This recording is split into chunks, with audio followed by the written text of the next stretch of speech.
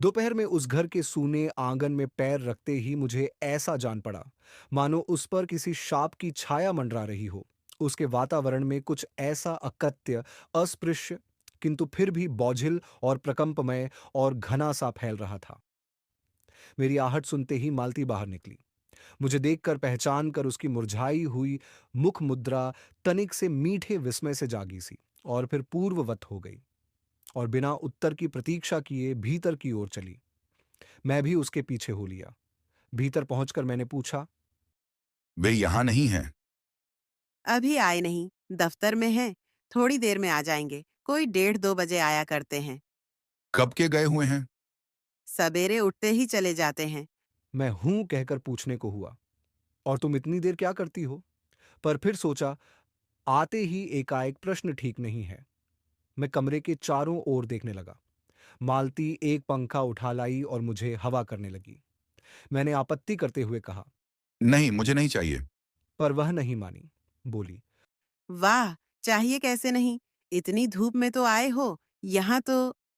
अच्छा, लाओ मुझे दे दो। वह शायद ना करने वाली थी, पर तभी दूसरे कमरे से शिशु के रोने की आवाज सुनकर उसने चुपचाप पंखा मुझे दे दिया और घुटनों पर हाथ टेक कर एक थकी हुई हूं करके उठी और भीतर चली गई। मैं उसके जाते हुए दुबले शरीर को देखकर सोचता रहा, यह क्या है? ये कैसी छाया सी इस घर पर छाई हुई है? मालती मेरी दूर के रिश्ते की बहन है, किंतु उसे सखी कहना ही उचित है, क्योंकि हमारा परस्पर संबंध सख्य का ही रहा है। हम बचपन से इकट्ठे खेले हैं, इकट्ठे लड़े और पिटे हैं, और हमारी पढ़ाई भी बहुत सी इकट्ठे ही हुई थी, और हमारे व्यवहार में सदा सख्य की स्वेच्छा और स्वच्छंदता रही है। वह कभी भ्रातृत्व के या बड़े छोटेपन के बंधनों में नहीं गिरा। मैं आज कोई 4 वर्ष बाद उसे देखने आया हूं। जब मैंने उसे इससे पूर्व देखा था तब वह लड़की ही थी। अब वह विवाहिता है, एक बच्चे की मां भी है। इससे कोई परिवर्तन उसमें आया होगा, और यदि आया होगा तो क्या, ये मैंने अभी सोचा नहीं था। किंतु अब उसकी पीठ की ओर देखता हुआ मैं सोच रहा था, ये कैसी छाया इस घर पर छाई हुई है, और विशेषतया मालती पर। मालती बच्चे को लेकर लौट आई और फिर मुझसे कुछ दूर नीचे बिछी हुई दरी पर बैठ गई। मैंने अपनी कुर्सी घुमाकर कुछ उसकी ओर उन्मुख होकर पूछा, इसका नाम क्या है? नाम तो कोई निश्चित नहीं किया, वैसे टिटी कहते हैं। टीटी, टीटी, आजा। पर वह अपनी बड़ी बड़ी आंखों से मेरी ओर देखता हुआ अपनी मां से चिपट गया और रुआं सा सा होकर कहने लगा, ऊहू ऊहू ऊहू ऊहू ऊहू। मालती ने फिर उसकी ओर एक नजर देखा और फिर बाहर आंगन की ओर देखने लगी। काफी देर मौन रहा। थोड़ी देर तक तो वह मौन आकस्मिक ही था, जिसमें मैं प्रतीक्षा में था कि मालती कुछ पूछे। किंतु उसके बाद एकाएक मुझे ध्यान हुआ, मालती ने कोई बात ही नहीं की। यह भी नहीं पूछा कि मैं कैसा हूं, कैसे आया हूं। चुप बैठी है। क्या विवाह के 2 वर्ष में ही वह बीते दिन भूल गई, या अब मुझे दूर इस विशेष अंतर पर रखना चाहती है? क्योंकि वह निर्बाध स्वच्छंदता अब तो नहीं हो सकती, पर फिर भी ऐसा मौन जैसा अजनबी से भी नहीं होना चाहिए। जान पड़ता है, तुम्हें मेरे आने से विशेष प्रसन्नता नहीं हुई। हूँ। यह हूं प्रश्न सूचक था, किंतु इसीलिए नहीं कि मालती ने मेरी बात सुनी नहीं थी, केवल विस्मय के कारण।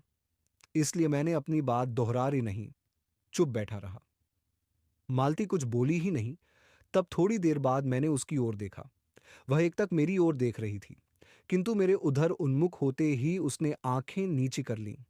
फिर भी मैंने देखा, उन आंखों में कुछ विचित्र सा भाव था, मानो मालती के भीतर कहीं कुछ चेष्टा कर रहा हो, किसी बीती हुई बात को याद करने की, किसी बिखरे हुए वायुमंडल को पुनः जगाकर गतिमान करने की, किसी टूटे हुए व्यवहार तंतु को पुनरुज्जीवित करने की, और चेष्टा में सफल न हो रहा हो। वैसे जैसे बहुत देर से प्रयोग में न लाए हुए अंग को व्यक्ति एकाएक उठाने लगे और पाए कि वह उठता ही नहीं है।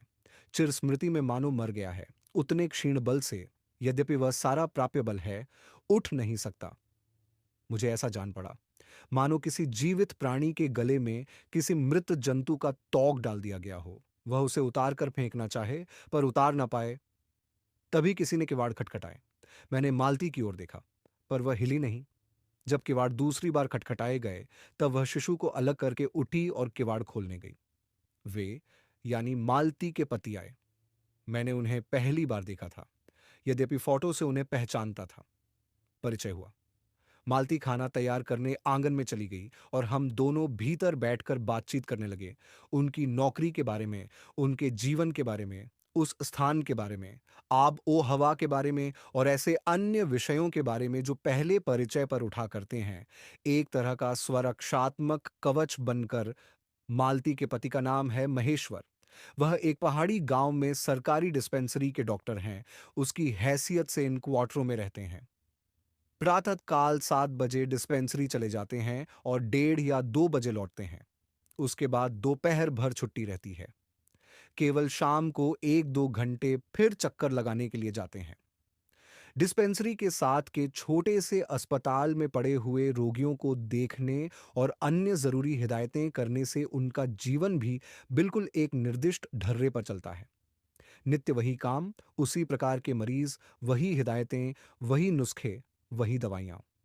वह स्वयं उकताए हुए हैं और इसलिए और साथ ही इस भयंकर गर्मी के कारण वह अपने फौरसत के समय में भी सुस्त ही रहते हैं। मालती हम दोनों के लिए खाना ले आई।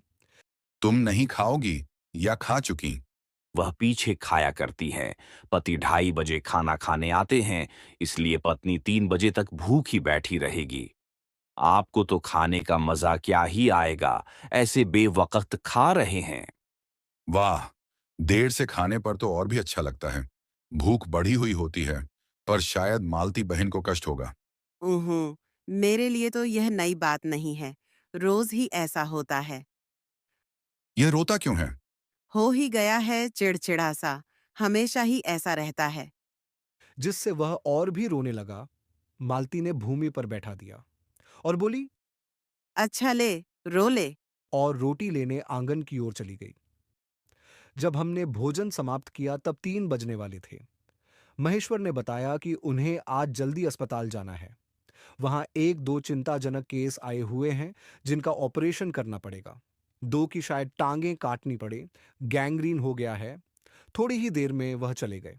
मालती किवाड़ बंद कराई और मेरे पास बैठने ही लगी थी कि मैंने कहा, किंतु चल। अब खाना तो खा लो, मैं उतनी देर टिटी से खेलता हूँ। खा लूंगी। मेरे खाने की कौन बात है? मैं टिटी को हाथ में लेकर झुलाने लगा, जिससे वह कुछ देर के लिए शांत हो गया। दूर, शायद अस्पताल में ही 3 खट दिखे। एकाएक मैं चौंका। मैंने सुना, मालती वहीं आंगन में बैठी अपने आप ही एक लंबी सी थकी हुई सांस के साथ कह रही है, 3 बज गए। मानो बड़ी तपस्या के बाद कोई कार्य संपन्न हो गया हो। थोड़ी ही देर में मालती फिर आ गई। मैंने पूछा, तुम्हारे लिए कुछ बचा भी था? सब कुछ तो। ती बहुत था। हाँ, बहुत था। भाजी तो सारी मैं ही खा गया था। वहां बचा कुछ होगा नहीं। यूं ही रोब तो न जमाओ कि बहुत था। यहाँ सब्जी वब्जी तो कुछ होती ही नहीं। कोई आता जाता है तो नीचे से मंगा लेते हैं। मुझे आए 15 दिन हुए हैं। जो सब्जी साथ लाए थे वही अभी बरती जा रही है। नौकर कोई नहीं है? कोई ठीक मिला नहीं। शायद 2-1 दिन में हो जाए। बर्तन भी तुम ही मांजती हो? और कौन? कहकर मालती क्षण भर आंगन में जाकर लौट आई। मैंने पूछा, कहाँ गई थीं? आज पानी ही नहीं है। बर्तन कैसे मंजेंगे? क्यों? पानी को क्या हुआ? रोज ही होता है। कभी वक़्त पर तो आता नहीं। आज शाम को 7 बजे आएगा, तब बर्तन मंजेंगे। चलो, तुम्हें 7 बजे तक तो छुट्टी हुई। कहते हुए मैं मन ही मन सोचने लगा, अब इसे रात के 11 बजे तक काम करना पड़ेगा। छुट्टी क्या खाक हुई? यही उसने कहा। मेरे पास कोई उत्तर नहीं था, पर मेरी सहायता टिटी ने की। एकाएक फिर रोने लगा और मालती के पास जाने की चेष्टा करने लगा। मैंने उसे दे दिया। थोड़ी देर फिर मौन रहा। मैंने जेब से अपनी नोटबुक निकाली और पिछले दिनों के लिखे हुए नोट देखने लगा। तब मालती को याद आया कि उसने मेरे आने का कारण तो पूछा नहीं और बोली, यहाँ आए कैसे? अच्छा, अब याद आया। तुमसे मिलने आया था। और क्या करने? तो 2-1 दिन रहोगे ना? नहीं, कल चला जाऊंगा। जरूरी जाना है। मालती कुछ नहीं बोली, कुछ खिन्न सी हो गई। मैं फिर नोटबुक की तरफ देखने लगा। थोड़ी देर बाद मुझे ही ध्यान हुआ, मैं आया तो हूं मालती से मिलने, किंतु यहां वह बात करने को बैठी है और मैं पढ़ रहा हूं। पर बात भी क्या की जाए? मुझे ऐसा लग रहा था कि इस घर पर जो छाया घिरी हुई है वह अज्ञात रहकर भी मानो मुझे भी वश कर रही है। मैं भी वैसा ही नीरस निर्जीव सा हो रहा हूं, जैसे ये घर, जैसे मालती। तुम कुछ पढ़ती लिखती नहीं? मैं चारों ओर देखने लगा कि कहीं किताबें दिख पड़ें। यहाँ पढ़ने को है क्या? अच्छा, मैं वापस जाकर जरूर कुछ पुस्तकें भेजूंगा। और वार्तालाप फिर समाप्त हो गया। थोड़ी देर बाद मालती ने फिर पूछा। आए कैसे हो लारी में? पैदल। इतनी दूर? बड़ी हिम्मत की। आखिर तुमसे मिलने आया हूं। ऐसे ही आए हो? नहीं, कुल्ली पीछे आ रहा है, सामान लेकर। मैंने सोचा बिस्तरा ले ही चलूं। अच्छा किया। यहाँ तो बस। कहकर मालती चुप रह गई। फिर बोली। तब तुम थके होगे, लेट जाओ।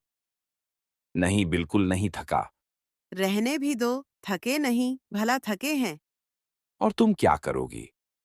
मैं बर्तन मांज रखती हूँ। पानी आएगा तो धुल जाएंगे। वाह। क्योंकि और कोई बात मुझे सूझी नहीं। थोड़ी देर में मालती उठी और चली गई, टिटी को साथ लेकर। तब मैं भी लेट गया और छत की ओर देखने लगा और सोचने लगा। मेरे विचारों के साथ आंगन से आती हुई बर्तनों के घिसने की खन खन ध्वनि मिलकर एक विचित्र एकस्वरता उत्पन्न करने लगी। जब किसी के आने की आहट से मेरी नींद खुली और मैंने देखा कि महेश्वर लौट आए हैं और उनके साथ ही बिस्तर लिए हुए मेरा कुली।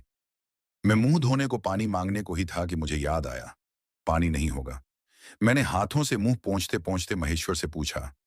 आपने बड़ी देर कर दी।